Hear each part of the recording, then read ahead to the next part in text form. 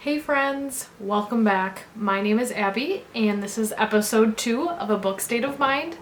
I really appreciate you being here if you're tuning in via Anchor or Spotify or if you're on my YouTube channel. So welcome officially. This is my first YouTube channel and my second episode that I'm uploading to my podcast. So I'm really excited to be on here today. Again, I love to read romance novels and that's typically a lot of the books that I do review. So if you love romance or are interested in some other genres that I'll be later reviewing, such as thrillers, fantasy, or maybe different type of romance novels, I'd love for you to stick around and hear what I have to say. So today we're going to be talking about this lovely book. It is called Merry Xmas by Courtney Walsh. I just finished this up this afternoon, and while my thoughts were fresh, I said, let's get this review out here ASAP.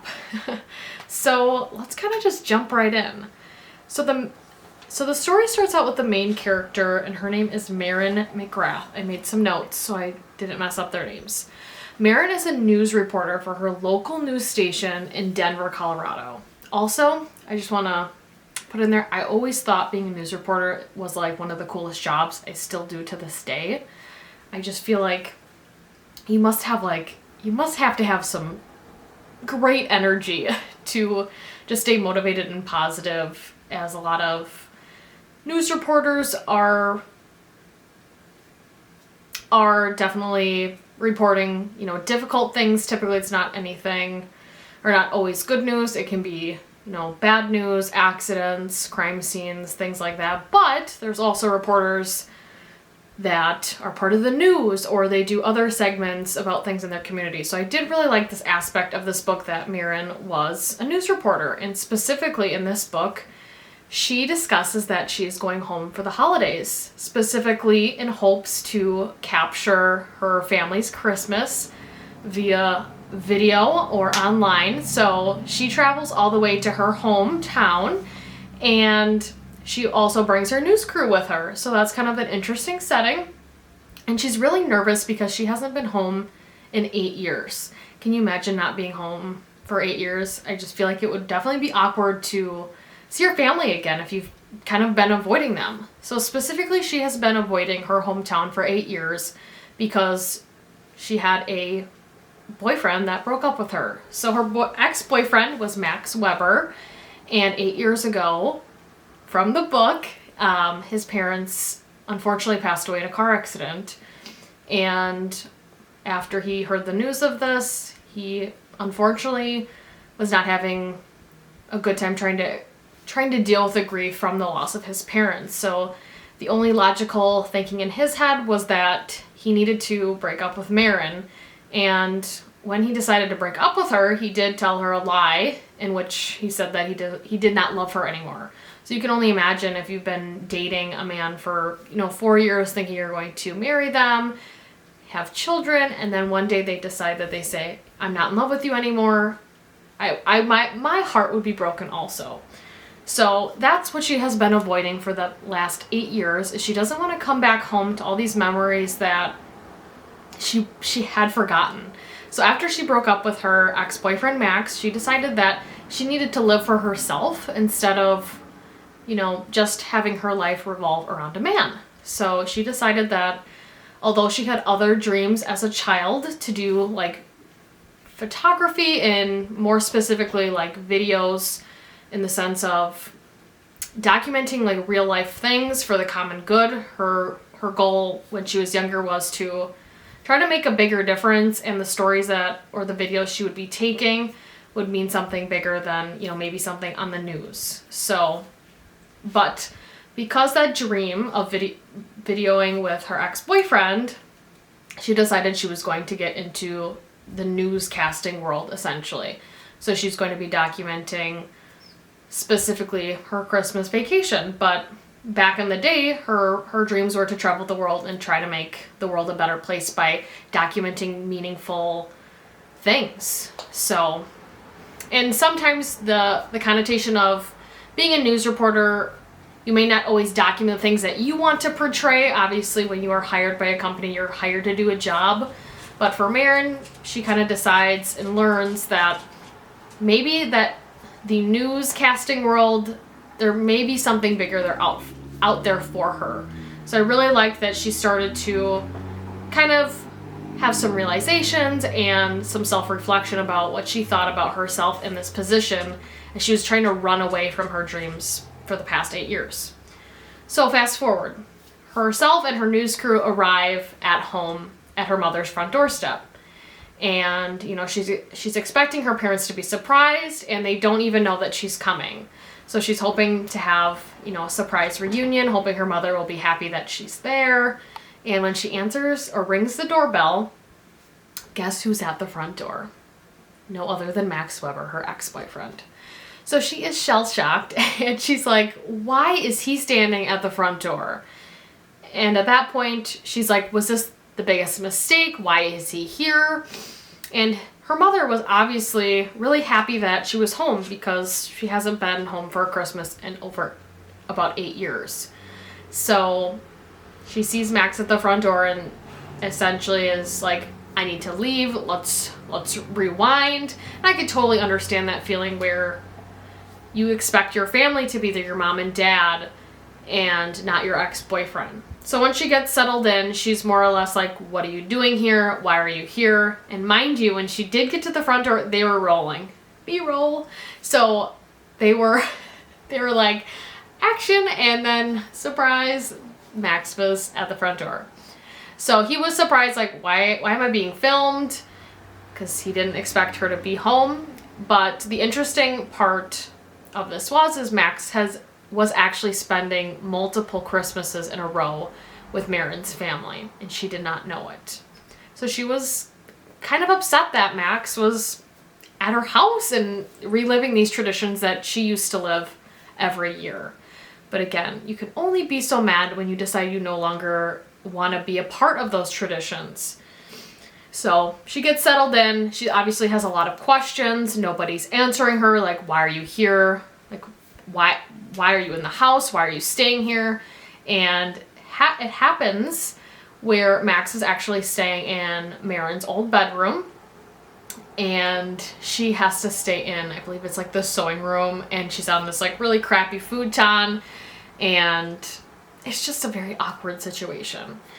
So throughout the book, we do learn a little bit more about Max. So Max, from what I gather, and to kind of wrap up his character, is he is a videographer.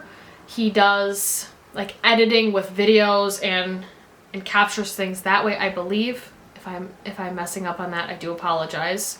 However, they did have similar dreams when they were younger. So it was in the area of videography and editing. So he has a background, and that's kind of currently what he's doing. Excuse me. And he offers to, you know, stay in the other room so Marin can have her room back. But his office stuff is already set up because he's been actually staying there, you know, for the past couple weeks or the week. And he'd be staying there past Christmas. So they ultimately decide, you know, you stay in my room and I'll stick in the sewing room. So that was kind of funny. She's obviously very upset that this man broke her heart. Like, teared it up, ripped it to pieces, and then shredded it again. So she's just like, why is this man that broke and tore my heart apart in my room? Why is he spending time with my family? And essentially what had happened is once Max was going through, you know, this life-altering news that his family was no longer here, he was trying to deal with that in his own way. Obviously, everyone has their own way to grieve, but he was not taking that very well. So he just made up lies to her and said, you know, I don't want to be with you anymore. I don't love you. And it really, really took a toll on her. So she was hurt. And throughout this book, we feel the anger of Marin. And I'm not going to lie, if somebody put me through that, I would probably be just as upset. But throughout the story, it was a little frustrating. But again, I did enjoy the majority of the aspects of all the characters. It was just when Marin would continuously just be so upset. And obviously when somebody acts out because of a loss, there is a reason for that. Not that it's acceptable, but again, he did have a reason for what he did, although it wasn't right. That's what happened. So essentially, moving forward, she decides that, she just has to deal with this. She's upset. And the following morning, she goes to grab her cup of coffee, and turns out in the fridge her favorite creamer was there because Max got it for her. So at this point, he's just excited. He's confused, but he is excited to see her, and he also has these mixed emotions of, I didn't realize I would see her this year, and he kind of starts trudging up these old feelings, if you will, and yeah, he just is trying to be nice to Marin, and Marin's just like not having it at all. So that was kind of funny to just see that throughout the story, as he's trying to like break down her walls, as she is guarded from obviously the situation he put her in before, but she also has to learn the process of maybe why he did those things. So I'm trying to read my notes here. So throughout the next few days, Marin decides, she's got to suck this up. If she's going to fake it, she's going to do her best, but in her deep down, she's still really pissed off and hurt. So the whole point of this trip was to film it for her upcoming TV show. So her hopes was to get to be a host of a new show. So she's hoping that by documenting this trip with her family Christmas and her tradition, she's hoping she will be able to get a promotion at work.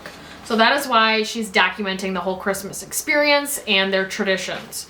So as she gets more comfortable, which she doesn't, of the idea that this is just going to happen regardless, we start the chain of events that are being recorded by her editor, Steph. So Steph is kind of an interesting character, and she's also motivated, and she works alongside Marin, but she almost seems vindictive in some of the things that she does throughout this book. And I want to get into that a little bit more, because it kind of brings out her side, and it also allows Marin to realize what she's doing by putting her life out there can actually be damaging to the relationships that she has with her family and her ex-boyfriend.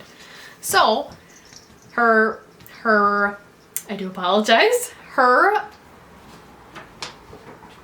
Steph, the person that is also her co-worker, is recording all of their events throughout the whole holiday season.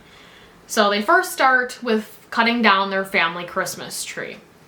And while they're getting into the events, Steph has the great idea that Marin has, I guess, a fake flirting relationship with Max while they document all their Christmas traditions. They start off, and again, she is not really keen on the idea of faking to like him because she really despises him at this point. And as much as he tries to call a truce and says, hey, can we just be friends? And it takes her some time to try to accept that.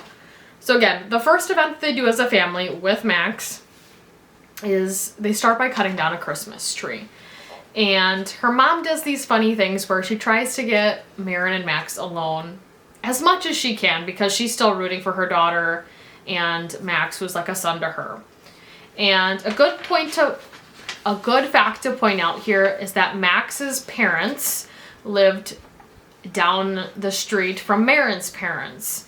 So they had a very close-knit relationship, and they were like best friends. So once they passed away, Marin's family obviously stepped up to be parental figures for him and to basically say you always have a home here. So I thought that was really kind, and you can just tell Marin's mom is like a sweetheart, and she really is protective over Max, and kind of the storyline behind why he's there. We don't get into that, until a little bit further on in the story. But again, let's try to rewind here. But so yes, they start the Christmas traditions off with cutting down a Christmas tree. So while they're out and about, Marin's mom finds a perfect tree. However, at one point, Max kind of wanders off and finds this like goofy looking unique tree, and it kind of reminds him of his mom because she didn't always have the most traditionalist decorations. However, this tree kind of reminded him of her. And while 8 years later he's still dealing with his grief, Marin kind of saw that. He was looking at this tree like, hey, this really reminds me of my mom and my parents, and how, her goofy personality really showed out in this tree. So that'll be important towards the end of this video, but I won't get into that because I don't want to have any spoilers. But again, he does happen to show a little bit of an emotion because he starts to get emotional because he doesn't want to relive these feelings, and he tries to shut it out. So Marin does get a little bit of a glimpse that he's still trying to internalize all this grief and this loss around the holiday season. So after they have the Christmas tree, they obviously get it back, and yeah. So while they decide that they're going to be decorating the tree, Max goes and gets the ornaments. And the kind of funny thing is when Marin gets home, she doesn't exactly know where everything is, and Max is like, "Nope, I know where the ornaments are. I'll grab them." And she's like, "Oh no, I'll grab them downstairs." And he's like, "No, they're actually in a different part of the house." So that kind of just goes to show that he has been spending a lot of time with her family, and he even knows, where certain things are. So I don't know, I thought that was kind of, a unique thing. However, Max didn't want her to feel left out, and either did her parents while she was away for so many Christmases. So they actually had a box marked with Marin's name and Max's name where they both had their own ornaments when they were kids, and they decorated the tree together. So that was one part of the book that I thought was really cute, and that although she might not have been home and know where the new things were, they still try to accept that, things do change, but it's not always for the bad. It's typically sometimes for the good. After they cut down the Christmas tree, the next event that they have to get through for her news job is a Christmas parade. And fun fact for this Christmas parade, they had to dress like Mr. and Mrs. Claus. They were in full Christmas suits, and they were in imagine a parade float. So that was one of the things that Marin's mom signed them up for, and however, she did not realize she was going to be dressing up in a Miss Santa Claus outfit. So she was not too happy. And while they were riding in the parade, Marin's mom and dad were driving the truck, and they were sitting in the trailer, there was this huge reindeer blow-up balloon in front of them. And mind you, the book quotes this, in a sense, that it's like the Macy's Day Parade for the small town, but it's just this huge blow-up reindeer. And while they're in the parade, the wind is kicking up, it's getting feisty out there, and the reindeer's just whipping, and it looks hilarious.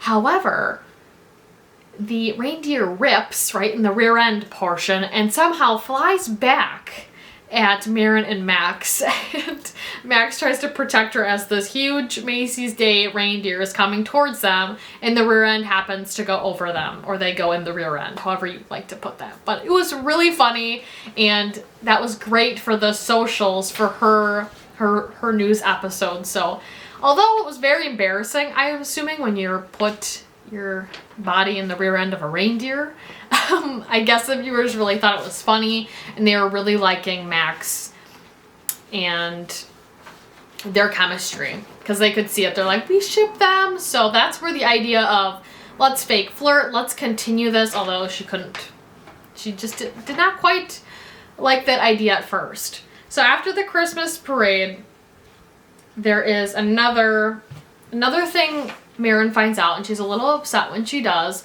is that while they're doing some interviewing, or I do apologize, while there is a local Christmas run in the area, she finds out from another community member that Max has a foundation in memory of his parents.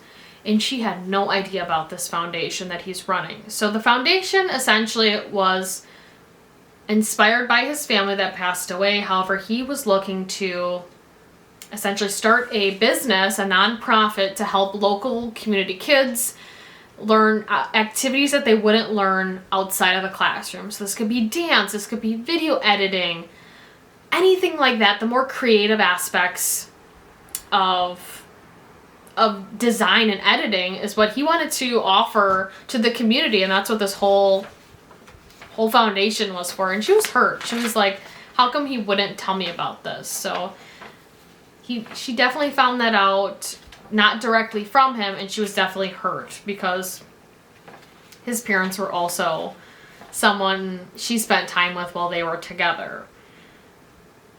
So at later in the story, she does finally see a building that Max is looking at having the foundation at, or this, this whole nonprofit organization to help kids experience new things. She finally gets to see this building, although Max necessarily didn't invite her. She followed him, but she just saw how amazing this organization was that he was putting on and had just a new profound respect for him, and just decided that although how much this, man hurt me, I really do feel that there are some feelings there potentially.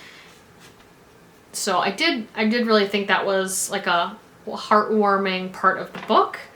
The next event throughout their filming series was the 12 Shops of Christmas. And while they're doing some interviewing, so it's all kind of like a lineup of all the shops where people do their Christmas shopping throughout the community, and they're doing like a live segment for her show, and she is like talking with Max, and she somehow lets out that they're potentially sleeping together. She insinuates that that's not happening in the book. It's a very lighthearted romance, nothing too spicy on the scale, but she accidentally says some language that sounds like, hey, we're sleeping together. And it's like, oh no, that's not the case. And the fans are like eating all that up. So it's very cool to see the social media aspect and the news aspect on this book. I adored that. And then next, so there's 2 more events that happen throughout this book. The next one was a Christmas chili cook-off. And Marin's mom is like the grand winner every year. And she's like, this is important. We gotta win this chili again. And it was just really funny that, do people have chili cook-offs? Maybe, but it was just a big deal to Marin's mom, and I believe her mom did end up winning that competition again. And the last competition where they had filmed was a Christmas cocktail competition, and this is kind of where things go down. And I'll let you guys know before I say any spoilers towards the end.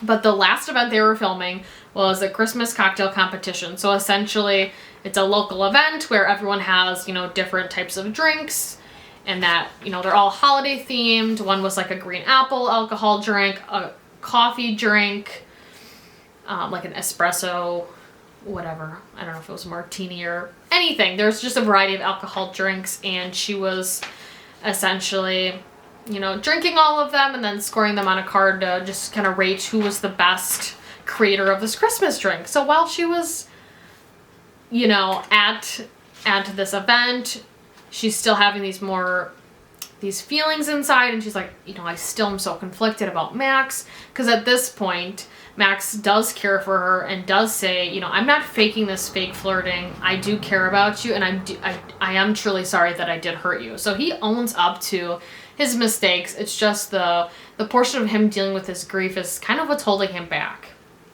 However, while Marin is having a variety of drinks, she is a little loosey-goosey, and she had way too much to drink, and she's kind of just making a fool out of herself at this point. She's saying things to Max where she probably wouldn't be saying them, like, I love you, you're beautiful, you're gorgeous, you know how gorgeous you are. So she knows what she's doing. She's just intoxicated. She had a little liquid courage.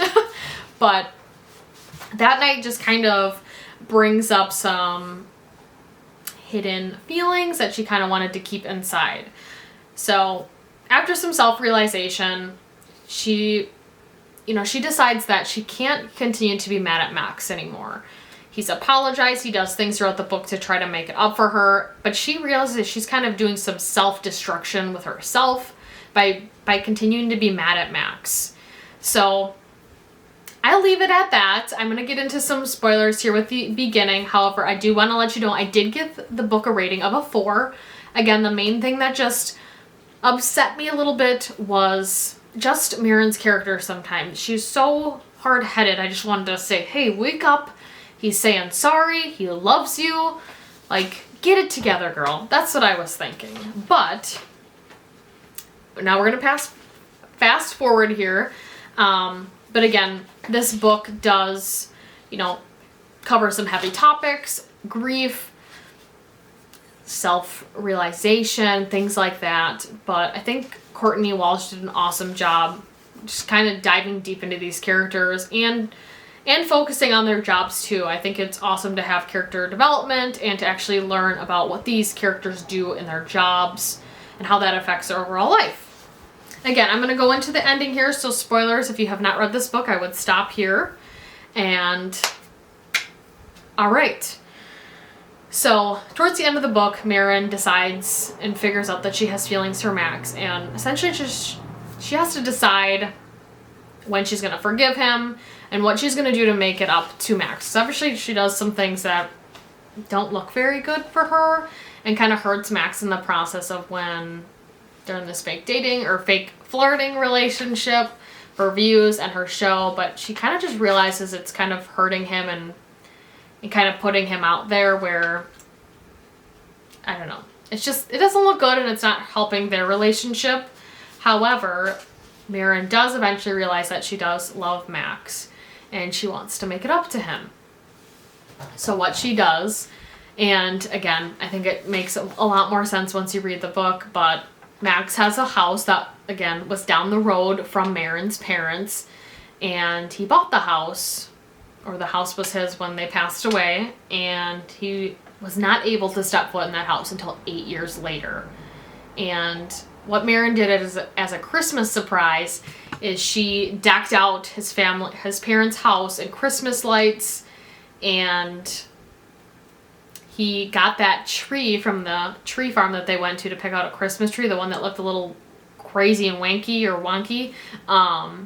She put that tree in their living room, and he was just so appreciative that she would go above and beyond to help him with his grief and just say, hey, your parents need to be remembered, not forgotten. And you have to realize that although it could be difficult to talk about, you don't want their legacy to be lost. And my heart just, I was so happy, and it warmed my heart that she did all these things and she stopped like, I don't love him, but I do love him, you know, that kind of thing.